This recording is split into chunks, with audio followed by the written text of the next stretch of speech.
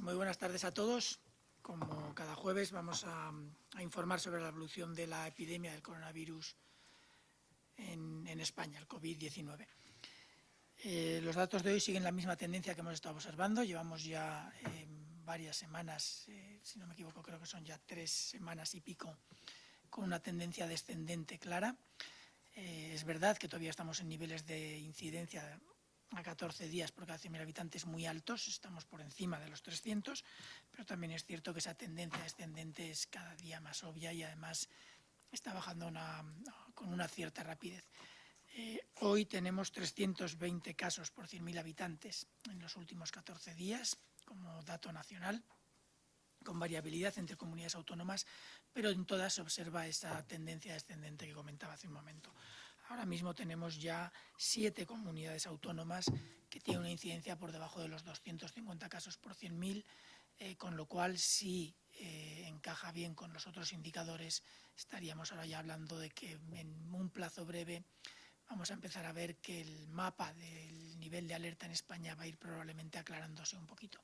En todo caso, siguen siendo incidencias altísimas, tenemos que seguir manteniendo un cuidado especial para no volver a repuntar, y más todavía en una situación como la que estamos, en pleno periodo de incremento de la prevalencia de las diferentes variantes que, como saben, hasta ahora se supone que tienen un riesgo importante de que sean más transmisibles que las que conocemos hasta ahora en España.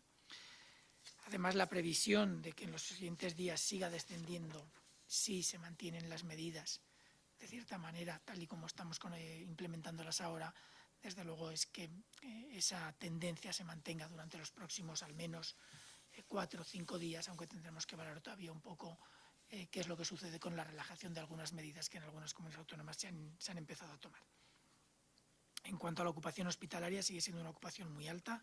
Seguimos teniendo algo por encima, 35,4% de ocupación de UCIs, con 5 comunidades que están todavía por encima del 40% de ocupación de UCIs, es decir, 2 de cada 5 pacientes que hay en UCIs en esas 5 comunidades están ahí por el coronavirus, y tenemos una ocupación de camas hospitalarias de agudos del 13,5%. 5 comunidades están todavía por encima del 15%. Siguen siendo cifras muy elevadas que no nos permiten pensar que podemos suavizar las medidas más de la cuenta, porque si hubiera un rebrote en el número de casos, un incremento de nuevo en el número de casos, partiríamos de un nivel de ocupación hospitalaria excesivo para que lo pudiera aguantar el sistema. El nivel de detección sigue siendo muy alto. Actualmente estamos haciendo 2.632 pruebas por 100.000 habitantes por semana. A medida que baja la incidencia, obviamente se van reduciendo el número de pruebas que se hacen, pero seguimos teniendo un nivel realmente muy alto si lo comparamos con otros países europeos, pero también si lo comparamos, por ejemplo, con el nivel de detección que teníamos durante la segunda ola. La positividad de las pruebas que realizamos va disminuyendo, lo cual es un buen dato también. Ahora mismo es de un 8,17% la positividad del total de pruebas. De cada 100 pruebas que se realizan salen positivas 8. Y tenemos 5 comunidades autónomas que tienen una positividad por debajo del 5%.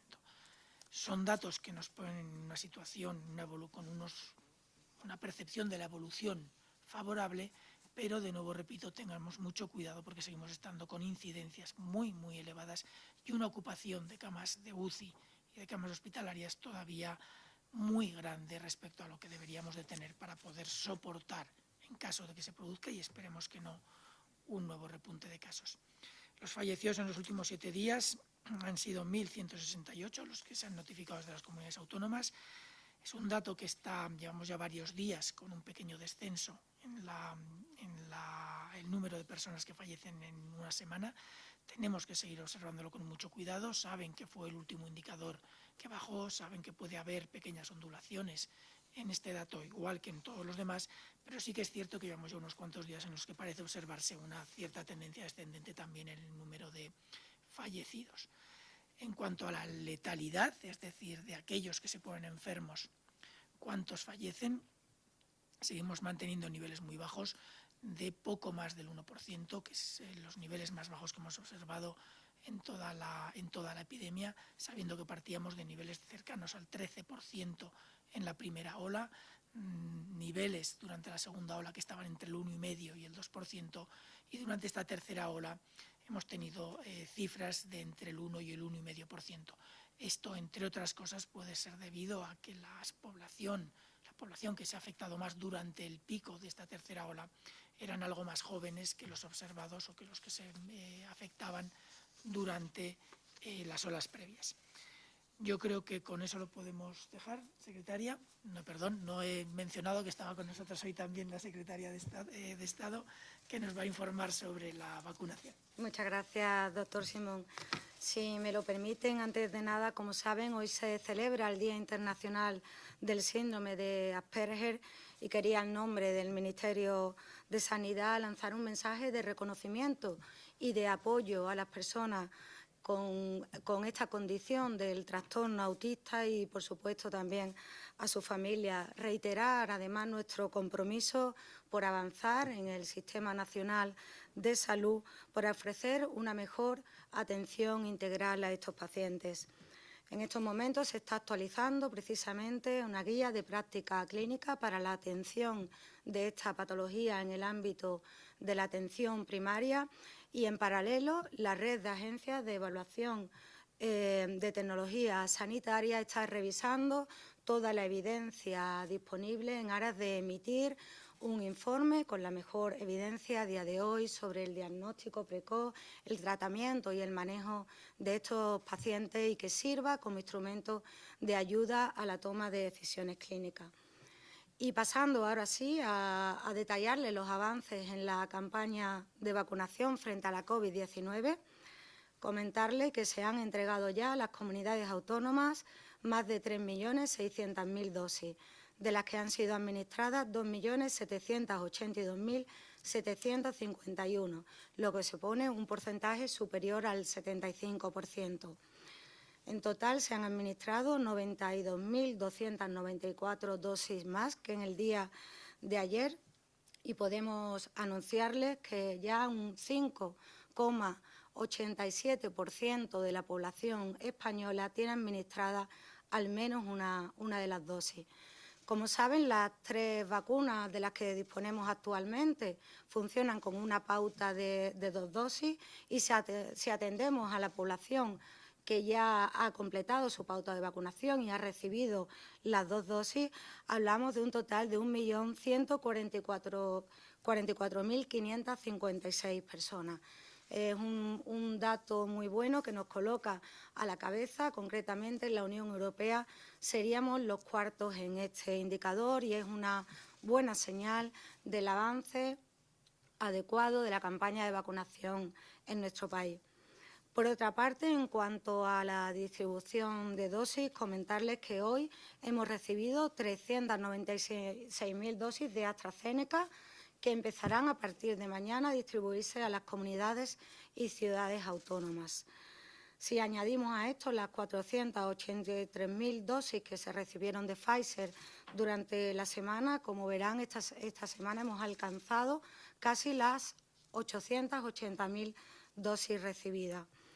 Con este envío de hoy de AstraZeneca se podrán poner en total, en todo el transcurso de la campaña de vacunación, hasta estas alturas, ya se superarán los 4 millones de dosis puestas a disposición de las comunidades autónomas. Con toda la cautela del mundo, por avanzar un poco, comentarles que el total de dosis que se recibirán completando el mes de febrero y a lo largo de marzo, entendiendo la complejidad de todos los procesos biotecnológicos que están sujetos a veces a variaciones en el rendimiento, pero comentarles que entre febrero y marzo la previsión que nos trasladan las compañías es de que nos administren 9,7 millones de dosis. Por otra parte, en lo que tiene que ver con la autorización de nuevas vacunas, comentarles que la vacuna de Janssen, la compañía, solicitó el pasado martes, el 16 de febrero, autorización condicional de comercialización a la Agencia Europea del Medicamento. Está previsto que el proceso acabe con la luz verde de la Agencia Europea del Medicamento en la primera quincena de marzo. Recordarles también que hay otras 2 vacunas muy avanzadas que están en el proceso de revisión permanente, el famoso Rolling Review, donde se van analizando ya datos que tienen que ver con la información preclínica, con datos de calidad y con la información de los propios ensayos clínicos.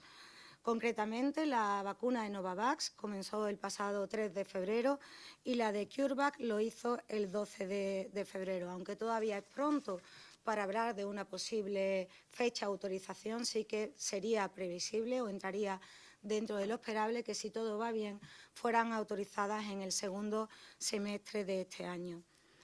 Y por último, en cuanto a las novedades con los contratos, comentarles las últimas novedades en las pasadas 72 horas, que son importantes. Recordarles que Moderna, en el día de ayer, la Comisión Europea llegó a un acuerdo para que nos suministren 300 millones de dosis a nivel europeo, repartido la mitad en 2021 y la otra mitad en 2022. Esto se suma al contrato ya preliminar de 80 millones más 80 millones opcionales que se había firmado originalmente. Y luego, con respecto a Pfizer-BioNTech, como saben, el martes pasado el Consejo de Ministros aprobó dar cumplimiento al nuevo acuerdo de la Comisión Europea por el que España recibirá en torno a 20 millones de dosis de esta vacuna durante 2021, que se añadirán a las que estaban previstas inicialmente.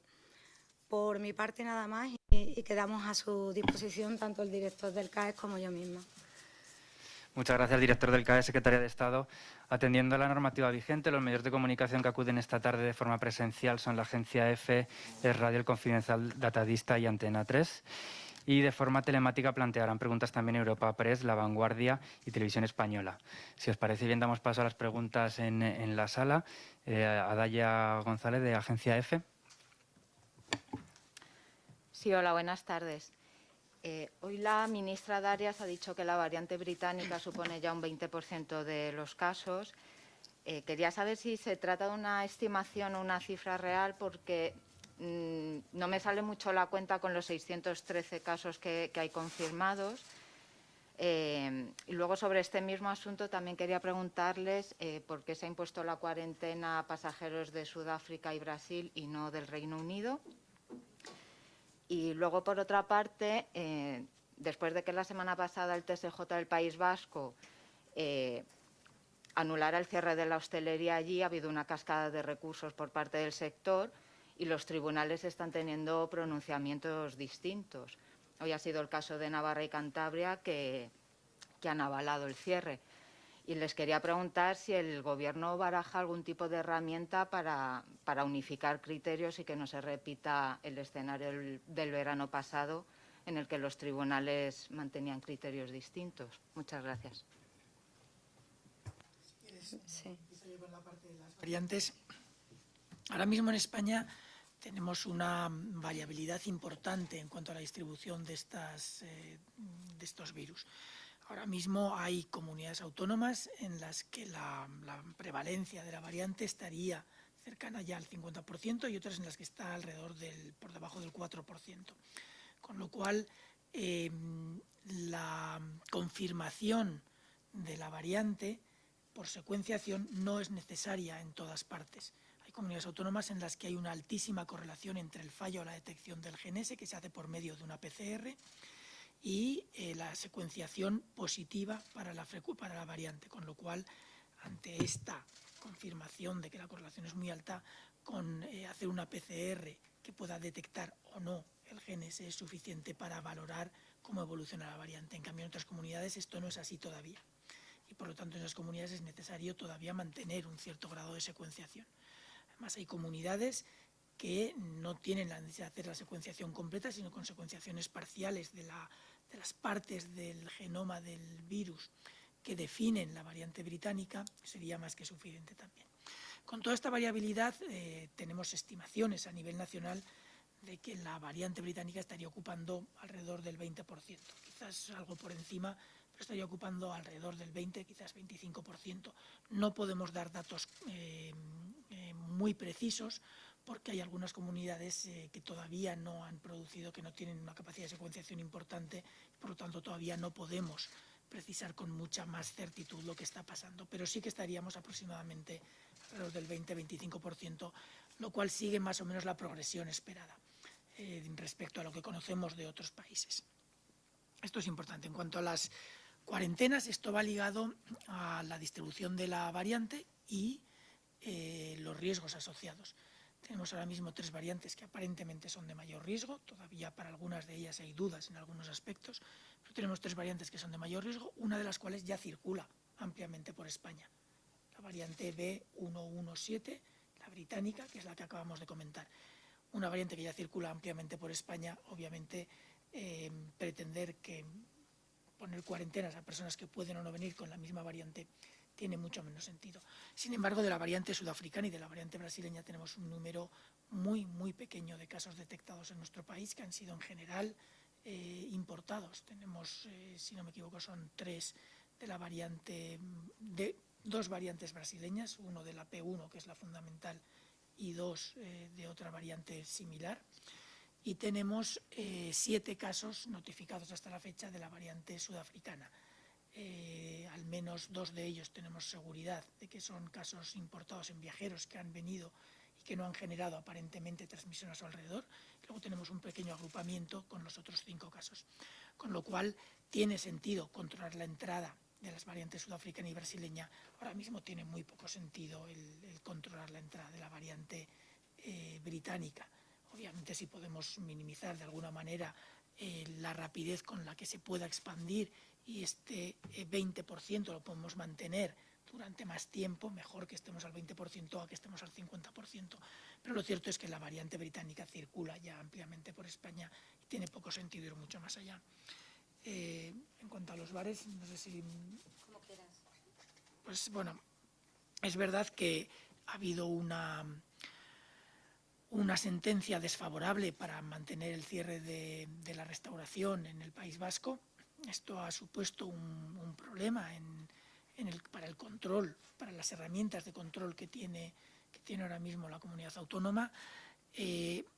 No ha sido la misma situación, no se ha observado en otros lugares donde las sentencias han sido favorables, entre otras cosas porque la evidencia que hay, que se acumula día a día sobre el impacto de las reuniones sociales en bares o en casas es cada día mayor. Ya la tenemos desde hace tiempo, pero ahora es cada vez más obvio que no hay ya prácticamente duda. Y de hecho, en nuestro medio, en nuestro país, se observa una correlación, no perfecta, pero sí bastante importante, entre los momentos en los que se toma la medida del cierre, de la restauración y de las fiestas, de las grandes reuniones sociales, con el control de la epidemia, de la transmisión. Todo esto, obviamente, nos da la idea de que una de las herramientas fundamentales es controlar esos ámbitos y esperemos que los diferentes tribunales puedan aceptar o podamos defender desde el punto de vista de la salud pública correctamente estas medidas. Si hay que hacer alguna medida más a nivel nacional, lo cierto es que yo no sé si hay que hacer algo más, porque ahora mismo las comunidades tienen la capacidad para proponerla, pero no sé si la secretaria tiene algún... Yo a lo comentado por el doctor Simón, ¿no?, que ha argumentado, yo creo, suficientemente bien el porqué de determinadas medidas que resultan duras para un sector y para la población. Reiterar el compromiso que siempre ha manifestado el Ministerio de Sanidad de apoyo a las comunidades autónomas cuando toman decisiones a veces tan duras como esta para el bien común, en definitiva, para el control de la transmisión.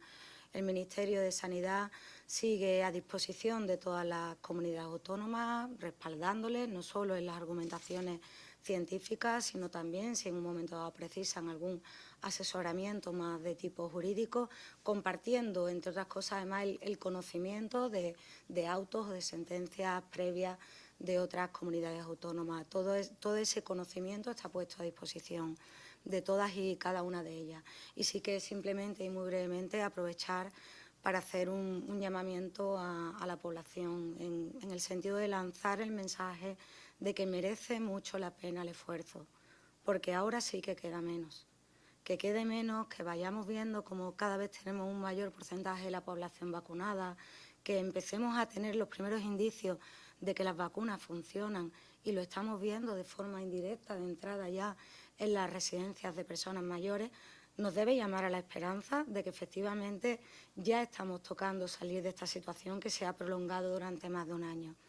Pero sin ninguna duda no podemos estropear todo lo que hemos conseguido hasta ahora. Entonces, un llamamiento a la responsabilidad general, por supuesto, de la población y de todos los sectores para que caminemos juntos y de forma responsable en los meses que nos quedan, ¿no? Ya son demasiadas vidas y son demasiadas familias que siguen sufriendo. Con los datos que nos comentaba el doctor Simón, pese a la mejora de la incidencia, son demasiadas las familias que siguen sufriendo en este país. Es el turno ahora de Sara Becerro de Radio. Hola, buenas tardes a todos. Yo tenía dos preguntas hoy para el director Simón. En primer lugar, hemos conocido un informe que asegura que la variante sudafricana podría reducir considerablemente la protección de la vacuna. No sé si tienen algún tipo de información más sobre este informe y si es verdad que esto podría reducir en 2/3 la protección de los anticuerpos. Y también, por otro lado, tanto ayer como hoy, la ministra Calzón reitera que la situación sigue siendo de alerta máxima y que no hay que perder la responsabilidad ni reducir todavía las medidas. No sé si consideran que las comunidades se están adelantando a estas desescaladas o la relajación de las medidas. Gracias. Bueno, en cuanto a la variante sudafricana, sí que hay algunos informes que indican que alguna de las vacunas que hay ahora mismo disponibles no tiene la misma eficacia. Están básicamente basadas en estudios que se han hecho en el terreno, en Sudáfrica y países de alrededor, y sí que sabemos que tenemos que tener mucho cuidado con la evolución. Pero también es cierto que la vacuna que ha mostrado una menor eficacia es una vacuna que va incrementando su generación de anticuerpos a medida que pasa el tiempo, en un periodo más largo que otras vacunas, con lo cual hay que tener todavía mucho cuidado para valorar definitivamente estos resultados. Sí que parece también que otras de las vacunas disponibles, en concreto la vacuna de Pfizer y la de Moderna tenemos menos información, pero la vacuna de Pfizer estaría generando un nivel similar de anticuerpos in vitro, lo cual no quiere decir que luego la eficacia sea exactamente la misma, pero sí que parecería que la reducción de la posible eficacia de otras vacunas sería mucho menor de lo que se ha observado con la de AstraZeneca. Pero afortunadamente en España ahora mismo no hay circulación de la vacuna sudafricana y se están poniendo todas las medidas posibles para que esto no suceda. Esperemos conseguirlo, esperemos que sea una variante, la sudafricana, que no ocupe espacio.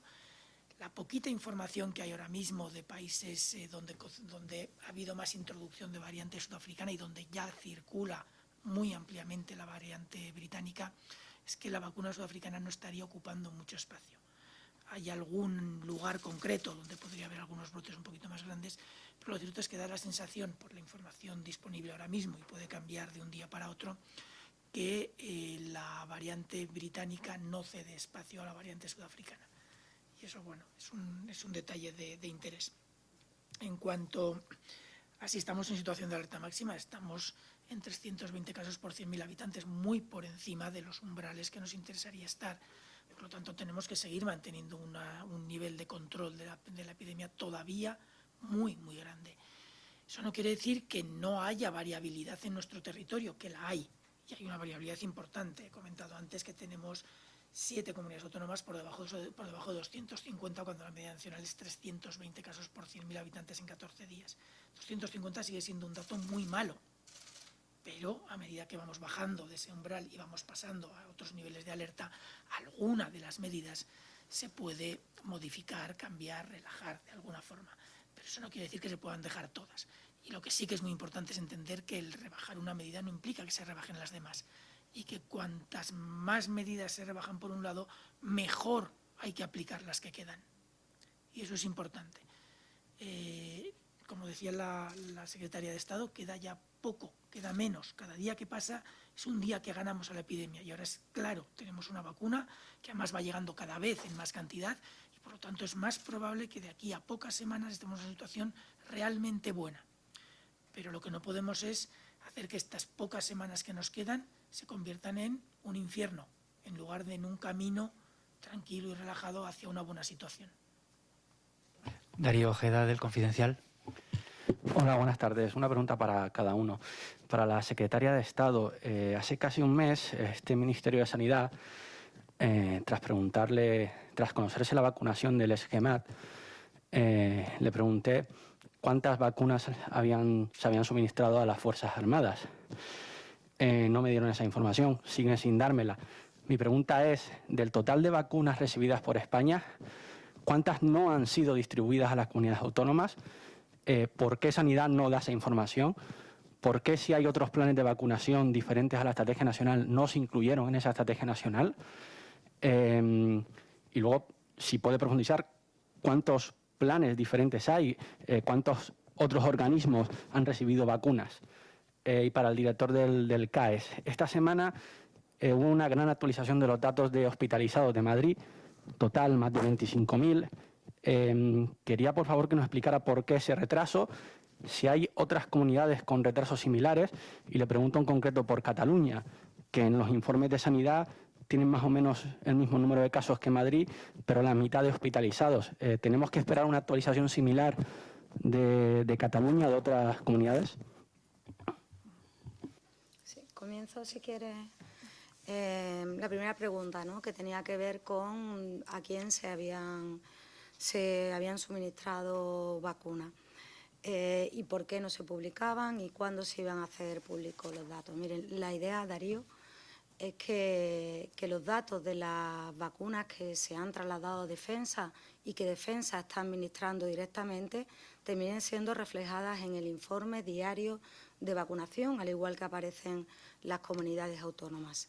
Ahora mismo Defensa tiene un registro propio de vacunación. Técnicamente se está trabajando en el volcado, en la interoperabilidad, para poder disponer de estos datos y ofrecerlo con la misma calidad que el resto de comunidades autónomas. Creo que este mensaje es importante. Se han dado vacunas a las Fuerzas Armadas y vacunas a las comunidades autónomas. Creo que estamos haciendo un ejercicio de transparencia total. Aparecen las dosis, la información cada vez será, sin ninguna duda, más detallada. Podremos ofrecer incluso los porcentajes de vacunación por grupo y esto nos permitirá y les permitirá a ustedes hacer un seguimiento mucho más estrecho del cumplimiento de la estrategia de vacunación. Bueno, en cuanto a los datos de retraso sobre hospitalización, sí, efectivamente hubo una notificación importante de la Comunidad de Madrid de casos hospitalizados. Bueno, son retrasos que nosotros no teníamos detectados, esos posibles retrasos, y cuando los vimos, obviamente fue un número importante que llama la atención. Pero son datos que se corresponden a un periodo, no de estos últimos días, sino a un periodo largo anterior. En cuanto a la Comunidad de Cataluña, sí que tiene bastantes menos hospitalizados que la Comunidad de Madrid para un número de casos similar y para una población similar. Sí que es cierto también que la Comunidad de Cataluña, desde el inicio de la epidemia, ha tenido un número de hospitalizados menor que la Comunidad de Madrid. Y, de hecho, si se fijan en el total de datos, los hospitalizados en Cataluña, aunque son menores que la Comunidad de Madrid, son también aparentemente mayores de lo que correspondería si comparamos con otra comunidad muy grande, con Andalucía, donde tienen incluso algo menos de hospitalizados. No sé si en Cataluña ahora mismo hay retraso. Nosotros recibimos la información de las comunidades.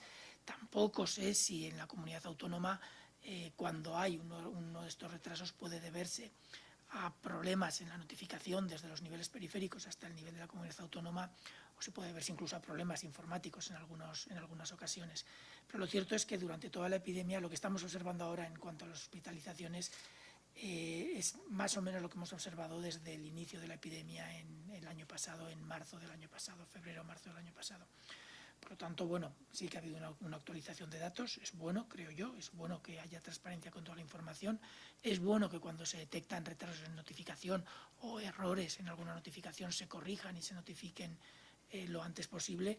Y yo creo que digamos, la visión que tenemos de lo que ha sucedido en España a nivel nacional es cada día mejor, y desde luego a nivel de las comunidades autónomas es también cada día mejor, y eso yo creo que es un buen dato. Antonio Delgado, de Datadista. Hola, buenas tardes. Tenía una pregunta para cada uno. A la Secretaria de Estado le quería preguntar por lo que estaba comentando mi compañero con respecto a las vacunas. No sé si hay algún otro organismo más, aparte de Defensa, donde se han entregado las vacunas.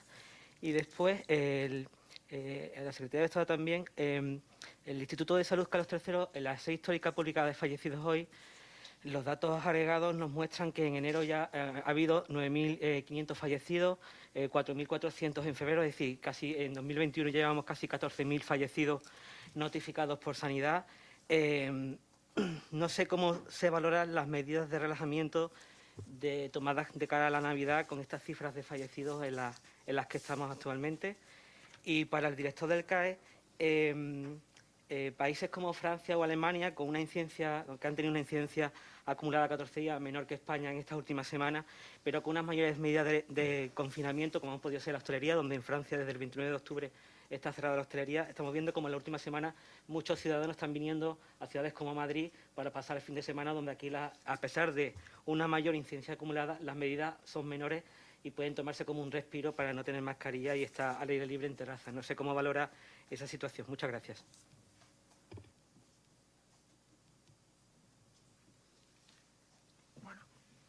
Como en el orden que prefieras.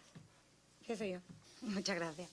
Con respecto a las vacunas, como le indicaba Antonio a su compañero, se han dado vacunas a Defensa, a Fuerzas Armadas y a las comunidades autónomas. Se me olvidó y puntualizo ahora que también Andorra. Saben que hay un convenio con Andorra. Nosotros nos encargamos de hacerle llegar las de Pfizer, Francia las de Moderna y la iniciativa COVAX las de AstraZeneca. No se ha dado cumplimiento a todo el contrato que hemos establecido con ellos, pero sí ya se mandaron unas primeras dosis. Hasta ahí puedo decirle, si su pregunta tiene relación con alguna noticia parecida sobre si se había vacunado al personal de los centros de sanidad exterior, de vacunación internacional, con vacunas directamente desde el Estado, decirle que no. El correo que apareció en unos medios, un correo más antiguo, donde se planteaban distintas posibilidades, finalmente por un problema, por una parte de logística, pero sobre todo por una cuestión de garantizar el registro en el registro de vacunación, que nos permita el seguimiento de todos los posibles eventos adversos, la farmacovigilancia, que nos permita los datos, trabajar con datos de efectividad real de las vacunas y que permita al propio usuario, a la persona, disponer en un futuro de un certificado de vacunación que puede tener ciertas ventajas. Se optó y se solicitó y se remitió un correo desde este Ministerio a las comunidades autónomas para que se hicieran cargo de la vacunación de este personal de sanidad exterior. Sí, quizás su pregunta iba en esa línea. Y con respecto a los fallecimientos, yo creo que nuestra postura siempre es la misma. Siempre es la misma.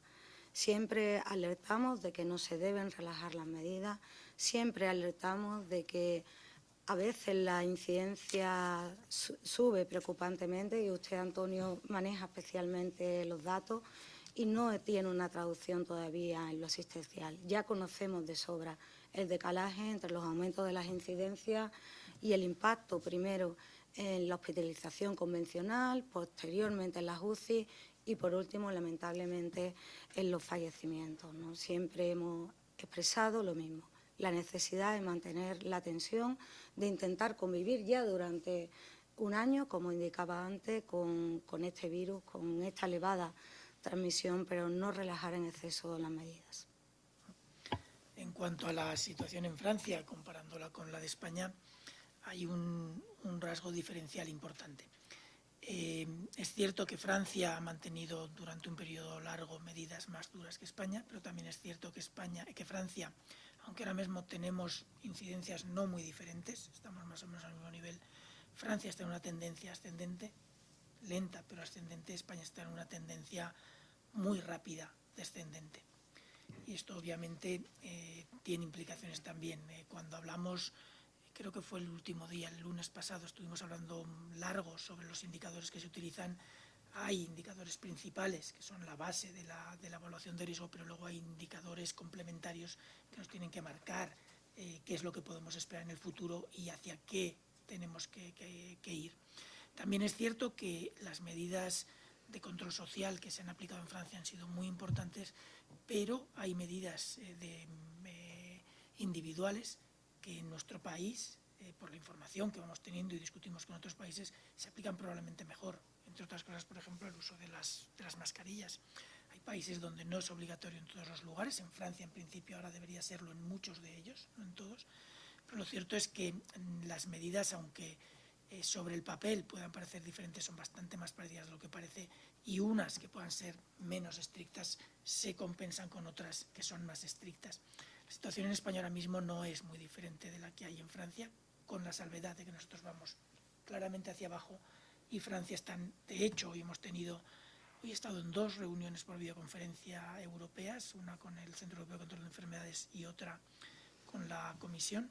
En las 2 estaban los representantes de Francia y en las 2 han mostrado su preocupación porque, aunque no están con las incidencias más altas de Europa ahora mismo, sí que es verdad que su tendencia no es la que les gustaría tener. Eduardo Siles, de Antena 3. Muy buenas tardes. Tengo 2 preguntas. Por un lado, no sé si nos podrían concretar qué vacuna se les va a administrar al grupo de edad de entre 55 y 60 años. No sé si estudian esperar a los resultados de esos ensayos clínicos de AstraZeneca en Estados Unidos o directamente, pues aún no lo saben. Y por otro lado, más sobre vacunación, no sé si consideran si tiene algún sentido vacunar a gente joven de 30 años, incluso menos, lo estamos viendo, fisioterapeutas, dentistas, ayudantes de clínica, en vez de vacunar a personas mayores de 90, sabiendo que en ellos la mortalidad es mayor. No sé si debería priorizarse el grupo de los mayores. Además, no sé si el Gobierno sabe cuándo se va a vacunar a todos los mayores en España. Una fecha, no sé si lo tienen. Estamos viendo también diferencias, por ejemplo, en Andalucía se está vacunando a algunos mayores, pero preguntamos a la Comunidad de Madrid y todavía no lo sabe. ¿Estudian también mecanismos para evitar estas diferencias entre las comunidades autónomas? Muchas gracias. Sí, Eduardo, muchas gracias por su pregunta. Coincido plenamente, no coincido yo solo, coincide todo el interterritorial del Sistema Nacional de Salud y todas las comunidades autónomas. La primera prioridad es proteger a los mayores de 80, cuando se pueda a los mayores de 70, porque si hay un factor de riesgo que tiene una relación claramente lineal con esta enfermedad, es la edad, por encima de cualquier otro. Cuantos más años, más posibilidades de tener una enfermedad grave y de consecuencias, por desgracia, a veces mortales. Eso es una realidad, está constatado científicamente. Y por eso el esfuerzo en conseguir el objetivo de vacunar en el primer trimestre al 80% de los mayores de 80 años. Dicho esto, precisamente en aras de no asumir ninguna incertidumbre con ese grupo de población, se ha decidido que a ese grupo de población se le va a administrar por ahora las vacunas de ARN mensajero, las de mRNA. Ante la falta de evidencia, que como siempre digo no quiere decir que no sea eficaz, pero no hay evidencia actualmente de la eficacia en el grupo de los mayores. Esto explica cómo se producen casi 2 campañas en paralelo. Una con las vacunas de mRNA, que están muy centradas ahora en estos grupos especialmente vulnerables, y otra con vacunas de AstraZeneca que se pueden ir administrando a ciertos colectivos esenciales, siempre a personas por debajo de los 56 años de edad.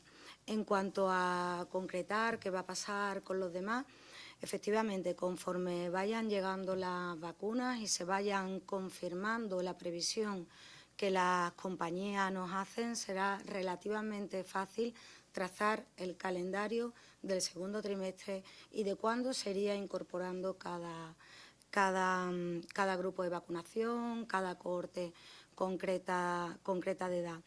Estamos a la espera, y así lo hemos manifestado en varias ocasiones, de la publicación de los resultados de un ensayo de AstraZeneca que sí que tenía muestras representativas de los grupos de edad mayores y que podrían aportar evidencias sobre la eficacia, de la misma manera que estamos expectantes a los datos ya no de eficacia, sino de efectividad de esta vacuna en otros países que han optado por una estrategia de no poner límites de edad, como puede ser el caso de Reino Unido. Pero no solo se trata de esto, se trata de que, como saben, estamos ya en la fase final que conllevará la autorización de una cuarta vacuna, previsiblemente, que estará disponible, que es la de Janssen. Y también ahí veremos a qué grupos de edad se puede dirigir concretamente esta vacuna y también se incorporará, como le decía, probablemente a comienzos del segundo trimestre. Muchas gracias. Pasamos ahora al turno de preguntas recibidas de forma telemática. Casi todas ya son repetidas, hacen todas alusión al impacto de las 3 variantes en España, al impacto de la variante sudafricana en la eficacia de la vacuna de Pfizer, a los datos, a la incorporación de datos de más de 25.000 hospitalizados por la COVID en Madrid y sobre cuándo se vacunará a los ciudadanos del grupo de 56 a 59 años. Si queréis añadir algo más, serían las últimas preguntas. No, yo únicamente sí que, ante la forma en la que ha formulado la pregunta sobre la vacunación de los jóvenes, si es mejor vacunarlos o no, es mejor vacunar a todos, a toda la población. Eso es lo mejor. Ahora tenemos vacunas que hay que priorizar porque no hay ahora mismo todavía para todos, van a ir viniendo y acabaremos vacunando a todos y por lo tanto hay que hacer priorizaciones. Y yo creo que lo ideal es dejar trabajar a los expertos de múltiples sectores que están proponiendo la priorización y luego aceptar lo que estos expertos nos proponen.